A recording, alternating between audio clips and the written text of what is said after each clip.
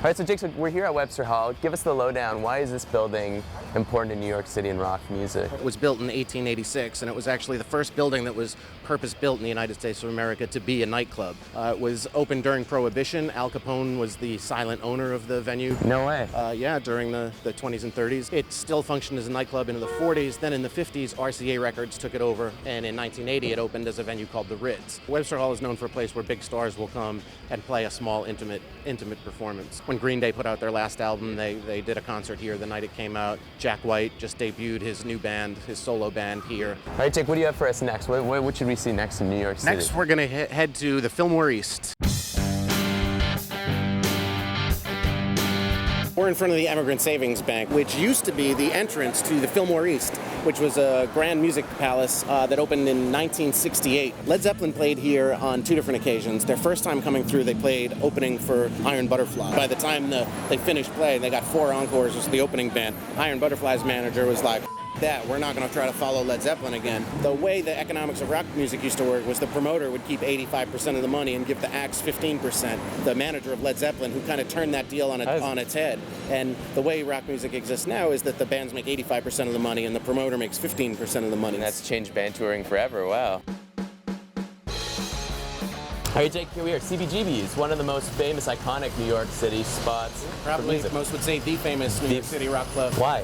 CB's is one of the places that came around, and Hilly Crystal, the guy who founded CB's, specifically wanted CB's to be a place where people could only play original music. In fact, you couldn't get booked at CBGB if you played cover music. Hilly wanted a place that would play country music, and everybody told him he was out of his mind and said, who's going to come to see country music in New York City, especially on the Bowery? And he said, no, I know what I'm doing. And in fact, the name of the club, CBGB, stands for Country, Bluegrass, and Blues. No way. Yeah. Oh, cool. Tom Verlaine from television showed up one day, and as legend has it, they brought about 200 people to their first show. Wow. And Hilly said, well, I don't quite get the music you're playing. It's not country or bluegrass or blues, but you brought a lot of people and they bought a lot of beer, so do you have other friends who would like to play here?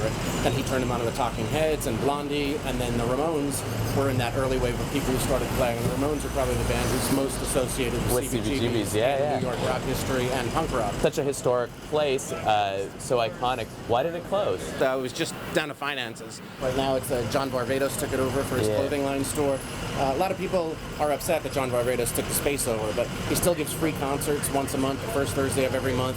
They move all the clothes out, they put a stage in, they bring a PA in. They've kept that rock and roll spirit alive. Still pay homage to the classic CBGBs. Jake, thank you so much for showing me around New York City, the iconic clubs. I've always wanted to see them, and I finally did. But here's my question for you. When people come down to New York, how do they get you to show them around?